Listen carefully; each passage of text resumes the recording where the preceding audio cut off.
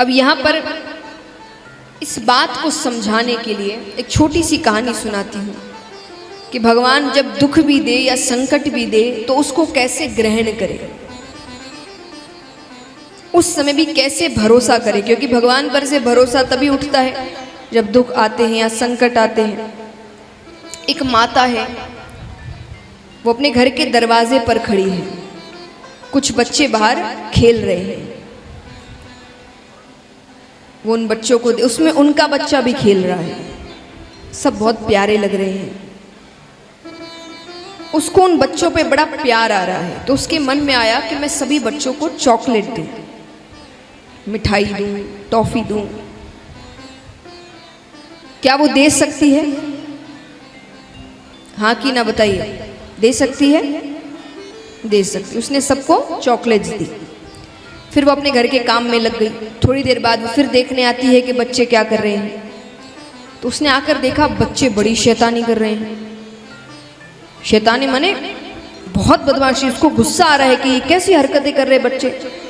उसको इतना गुस्सा आया कि उसके मन में आया कि मैं सभी बच्चों को एक एक थप्पड़ मारूं। वो मार सकती है? वो सब बच्चों को थप्पड़, वो किस बच्चे को मार सकती है? अपने बच्चे को। वो सिर्फ अपने बच्चे को मार सकती है। तो चॉकलेट यानी सुख, वो तो भगवान सबको ही देते हैं, आपको भी देते हैं, हमको भी देते हैं, सबको देते हैं। लेकिन थप्पड़ यानी दुख, ये भगवान सिर्फ उसको मारते हैं जिसको अपने बच्चा जैसा समझते हैं। क्योंकि थप्पड़ मतलब क्या होता है? आपने कोई गलती करी, उसकी सजा मिली, है ना? ऐसा ही है ना? माँ बाप इसीलिए डांटते हैं या कभी कभार हाथ उठा देते हैं। ऐसा थोड़ी कि बैठे बैठे बोर हो रहे हैं घर पे, क्या करें, चलो बच्चों को मारते हैं, ऐसा थोड़ी है। तो भगवान भी ऐसा थोड़ी कि ऊपर बैठे बैठे बोर हो रहे हैं, क्या करें, चलो सबको दुख देते हैं। नहीं, हम कोई गलती करते हैं, उसकी सजा मिलती है, तो वो सजा एक थप्पड़ की तरह है। और सजा अगर मिलेगी तो हम प्रायश्चित करेंगे, अपनी गलती मानेंगे, तो हम सुधर ही तो रहे हैं। तो सजा माने भगवान का थप्पड़ है, पर वो थप्पड़ तभी मारेंगे जब आपको अपना बच्चा समझेंगे कि जल्द से जल्द सुधरे, इसको समझ में आए कि ये क्या गलती कर रहा है। तो अगली बार जब भी दुख आए तो भगवान पर क्रोधित मत होना, उनको धन्यवाद करना कि कम से कम अपना बच्चा तो समझा। और फिर याद करना कि ऐसी क्या गलती करी है हमने जिसकी सजा मिली है। कुछ ना कुछ तो किया होगा। भगवान ऐसे ही तो किसी को संकट देते नहीं, दुख देते नहीं, कोई ना कोई गलती तो की होगी, उसकी सजा मिली है। तो इस प्रकार धर्म की चर्चा होती है। अब यहाँ पर राजा परीक्षित दान के बारे में पूछते हैं कि मुझे ये बताइए कि दान कब करना चाहिए, किसे करना चाहिए। शुकदेव जी कहते हैं कि ऐसे तो दान किसे भी करो, कभी भी करो, बहुत फल मिलता है।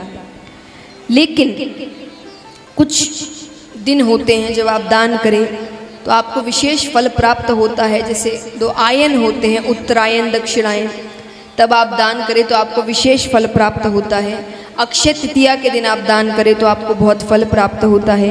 आपके घर में किसी का जन्म हो तब आप दान करें तो आपको बहुत फल प्राप्त होता है। या किसी की मृत्यु हो जाए आप तब दान करें तो बहुत फल प्राप्त होता है। लेकिन दान भी सुपात्र को करो, जिसको सच में जरूरत है। कुपात्र को दान करोगे तो वो उल्टा पड़ जाएगा। कुपात्र माने किसी ऐसे को आपने पैसे दे दिए या कुछ भी दे दिया जिसका वो गलत इस्तेमाल कर रहा है, तो वो जो भी गलत काम कर रहा है उसका पाप आपको चढ़ेगा, क्योंकि पैसे किसने दिए।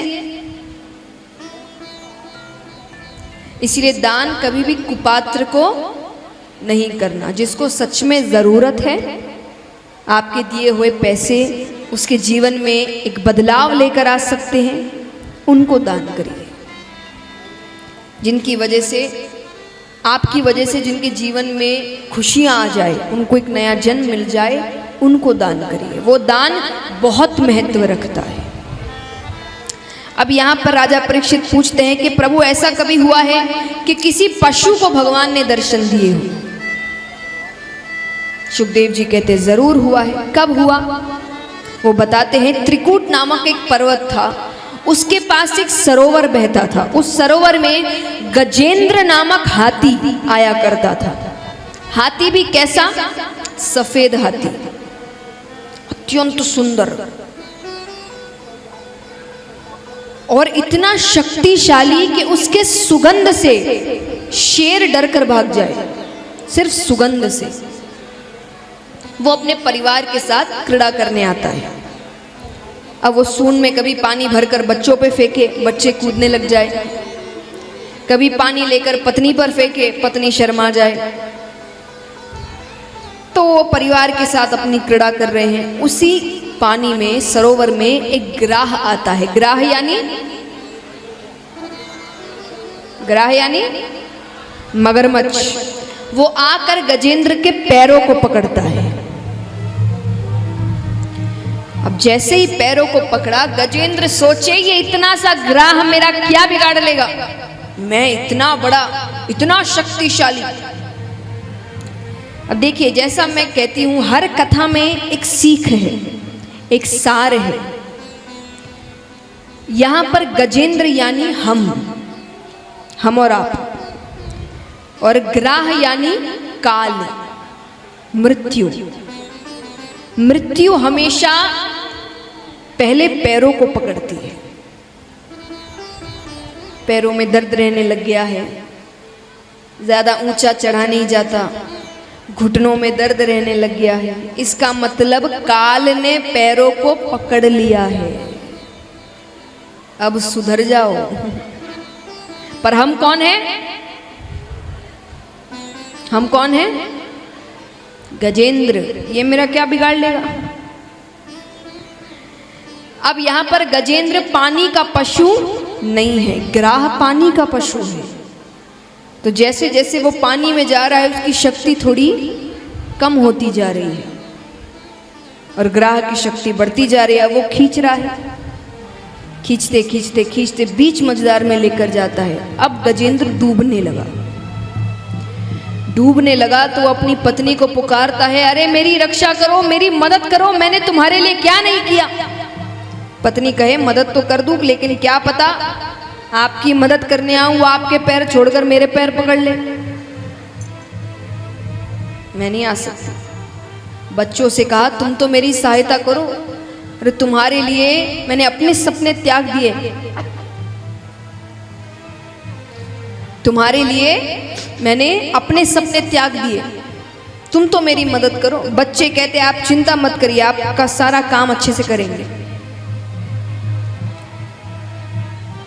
समझे? मतलब मरने के बाद जो काम होता है वो अच्छे से करेंगे, चिंता मत करिए। अब वो कहे, मैं जिंदा हूं, कैसी बातें कर रहे हो।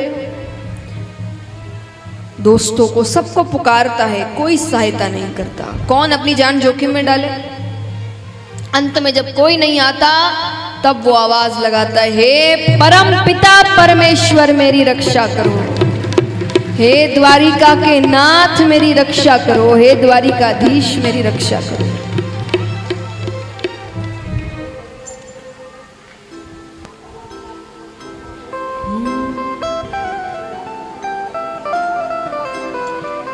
वो भगवान को पुकारता है, भगवान आते हैं, सुदर्शन चक्र फेंकते हैं, ग्राह का उद्धार करते हैं और गजेंद्र को अपने साथ अपने धाम लेकर आते हैं। अब धाम लेकर आए तो वहां पर ग्राह पहले से बैठा हुआ है। अब गजेंद्र कहे, प्रभु इसके कारण तो पूरी कहानी हुई और ये मेरे से पहले आकर बैठा है। भगवान कहते हैं, ऐसे तो इसे नरक लोक ही जाना था, पर इसने जब मेरे भगत के ही चरण पकड़ लिए तो मुझे इसे अपने धाम ही लेकर आना पड़ा। बोलिए भक्त और भगवान की। तो इस प्रकार भगवान के स्वरूप के बारे में बताया गया। अब चलते हैं शुकदेव जी के अवतार की कथा की ओर। ऐसे तो अलग अलग शास्त्रों में अलग अलग ढंग से बताया गया है, पर दंत कथा के अनुसार एक बार ब्रह्मा जी ने एक सभा का आयोजन किया। इसमें कई ऋषिगण इत्यादि सभी आते हैं। तो उस सभा में एक प्रश्न उठा देवी देवता ऋषिगण सभी से कि इस 3 लोक 14 भुवन में सबसे कीमती वस्तु क्या है, सबसे महत्वपूर्ण, सबसे कीमती, जो हर जगह नहीं मिले। तो सब अपना अपना जवाब देने लगे। कोई कहे सोना, कोई कहे चांदी, कोई कहे हीरा। तो वहां ऋषिगण भी बैठे थे, उन्होंने कहा नहीं नहीं, ये चीजें तो बहुतों के पास मिलेगी, यहां भी होगी, कितनों के पास सोने की कोई ना कोई वस्तु होगी, कितनों के पास है, हाथ उठाना। सब डर रहे हैं, कितना है नहीं पूछेंगे, बस है कि नहीं ये हाथ उठाओ। है, इतना भी हुआ तो मतलब है, कईयों के पास है। तो जो कईयों के पास हो वो सबसे कीमती कैसा हुआ? सबसे कीमती तो हर किसी के पास होना नहीं चाहिए। तो ऋषिगण कहते हैं तो बहुतों के पास मिलता है। तो बोले फिर आप बताइए सबसे कीमती क्या है? तो ऋषिगण कहते हैं अगर सबसे कीमती कुछ है तो वो है प्रेम।